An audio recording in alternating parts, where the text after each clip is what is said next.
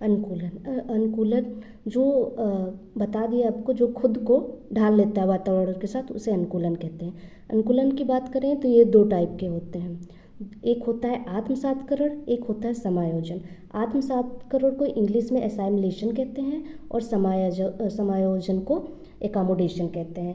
असाइमलेशन की बात करें तो इसको याद करने का सबसे अच्छा तरीका है एज आगे का वर्ड देखते हैं।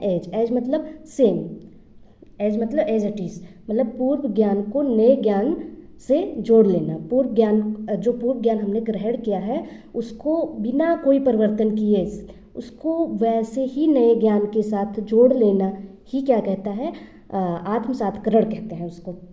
और जैसे कि हम किसी बच्चे को बता दिए, वो देख लिया बिल्ली, और फिर हमने बताया कि ये बिल्ली, वो पूछा ये क्या होता है, तो हमने बताया ये बिल्ली है, बिल्ली के 4 पैर हैं, और उसको बिल्ली की सारी क्वालिटी बता दी। उसके बाद वो जब कोई वाइट कलर का देखा तो वो उसे सोचने लगा कि हाँ ऐसा ऐसा हमको बताया गया था, इसकी आँखें होती है, मुँह, इसकी पूँछ होती हैं, तो वो समझ गया कि हाँ वाइट बिल्ली भी होती है। अब जो है समायोजन को क्या कहते हैं, जो पूर्व ज्ञान में परिवर्तन करके वातावरण के साथ तालमेल बैठा लेता है।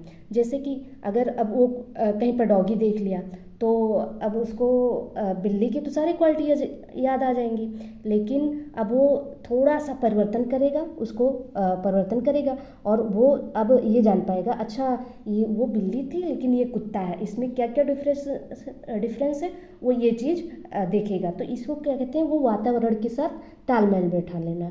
जैसे हम असाइमलेशन को एक और एग्जाम्पल से समझते हैं कि जैसे हम जब क्लास 3 में रहते हैं तो हम देखते हैं कि जो बच्चा होता है वो प्लस माइनस भाग गुणा सीखता है।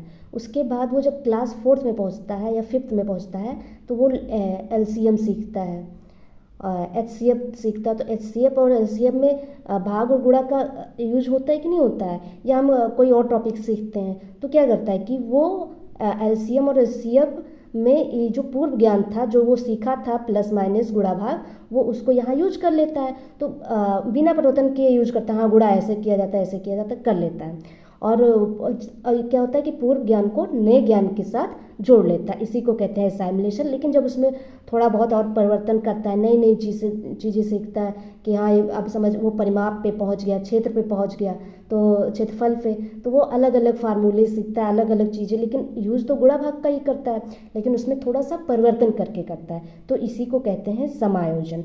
और फिर इनका एक अनुकूलन हो गया। दूसरा इनके की पॉइंट की बात करें तो संतुलन, जिसे इक्विलिब्रेशन कहते हैं। मतलब इसके अनुसार क्या होता है कि इनके द्वारा जो बच्चे होते हैं वो जो असाइमलेशन होता है, एकोमोडेशन होता है, मतलब जो आत्मसातकरण होता है और जो समायोजन होता है की प्रक्रिया के मध्य एक संतुलन बनाए रखते हैं। मतलब उनको पता चल जाता है धीरे धीरे कि उनको कैसे क्या यूज करना है, तो उसी में वो एक संतुलन बना के रखते हैं। इसी को कहते हैं संतुलन बनाना, या इक्विलिब्रेशन कहते हैं हम। और इनकी एक अब नेक्स्ट के पॉइंट पे चलते हैं। इन्होंने क्या दिया, अनुकूलन दिया और संतुलन दिया। एक इन्होंने बताया स्कीमा, इन्होंने क्या बताया, स्कीमा क्या कहते हैं, इसको स्कीमा कहते हैं, या इसको हिंदी में भी यही बोलते हैं स्कीमा। ये बहुत ज़्यादा मतलब सीटेट में पूछा जाता है। इसमें क्या होता है कि मानव के दिमाग में जो चीज़ें पहले से स्टोर होती हैं, इसमें क्या होता है, जो इसका डेफिनेशन लिख देते हैं कि जो मानव के माइंड में जो पहले से